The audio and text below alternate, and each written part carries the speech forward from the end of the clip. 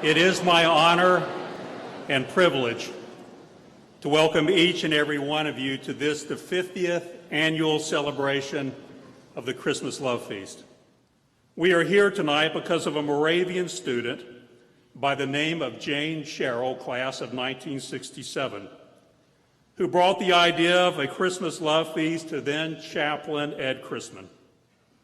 The motto of the Moravian Church is this: in essentials, unity; in non-essentials, liberty; and in all things, love. That's it.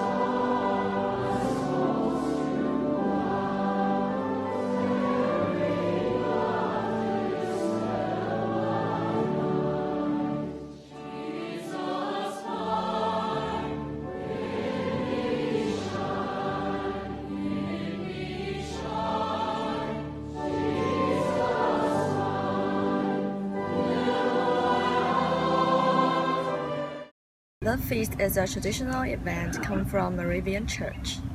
In December 1965, Jane Sherrill Stroop brought the tradition to Wake Forest. Today, it remains one of the most cherished traditions among Wake Forest students, faculty, in the Winston-Salem community. The initial reason was to kind of tie Wake Forest to Winston-Salem, give Wake Forest a few of the Winston-Salem traditions that the students were missing, so that there could be a closer connection between the school and the community. I'm not sure people understood what it was going to be the first year. They probably came out of curiosity, but after that, it just became such a tradition that everybody knows what it is.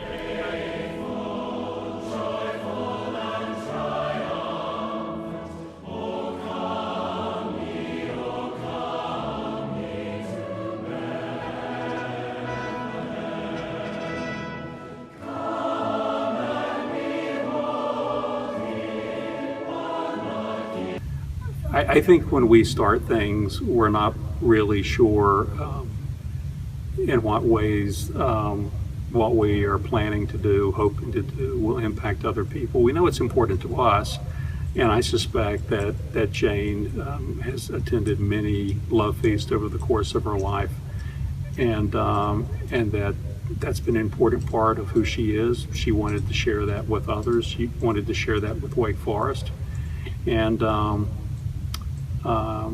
soon we realized that it was important to everyone who shows up for that event. So she had no real way of knowing whether or not it would continue past her time at Wake Forest, but it has, and it's my favorite. It's my favorite part of being the chaplain.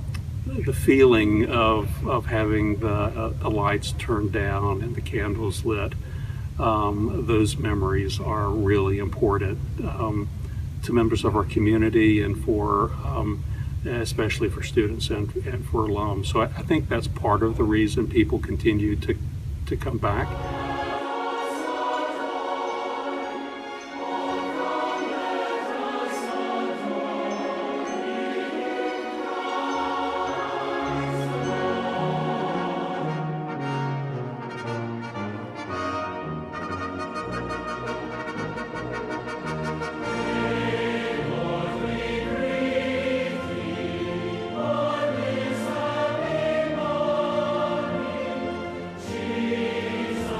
But I firmly believe that people will gather to light candles and to hold them high and to send love out into the world, because it is a love feast.